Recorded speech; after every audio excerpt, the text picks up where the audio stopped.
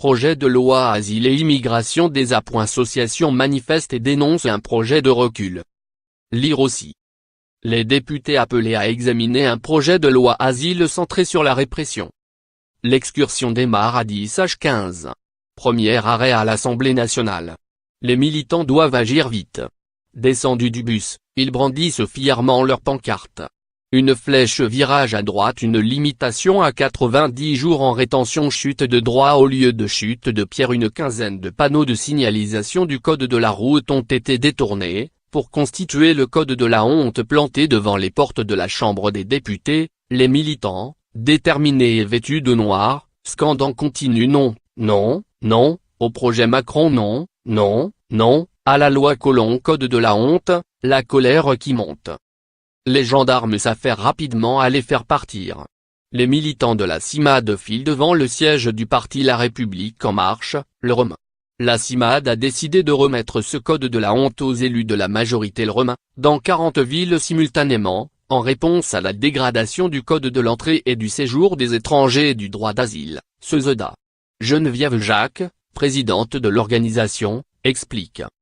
Les militants se postent dans la cour intérieure du siège du parti. Les slogans résonnent fortement, ce qui ne manque pas d'agacer une entreprise installée à cette adresse qui balance des seaux d'eau sur les militants. La journée se poursuit à proximité de l'Assemblée nationale, où 14 organisations manifestent, de 12h30 à 14h. Un orchestre de nuit debout, composé d'instruments à vent et de tambours, accompagne Abad Boumsong, slameur camerounais.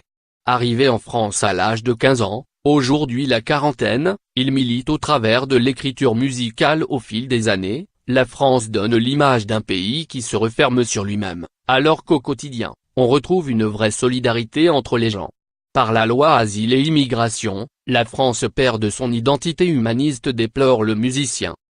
Aux associations de soutien aux migrants, se mêlent des élus du groupe écologiste, ELV, et de la France Insoumise. Éric Coquerel, député de Seine-Saint-Denis. La France Insoumise, s'adresse aux associations et citoyens de la manifestation. Des avocats en robe apportent un cercueil en carton, où est indiqué convention et protocole relatif au statut des réfugiés. Agathe Stina, avocate au barreau des Hauts-de-Seine, n'accepte pas la réduction d'1 mois à 15 jours du délai de recours à la Cour nationale du droit d'asile, CNDA. La réduction de ce délai pénalise d'autant plus les immigrés. La plupart ne parlent pas français, il leur faut un interprète. Sous prétexte fallacieux de faire des économies, on va nous demander de faire de l'abattage, par un recours sommaire.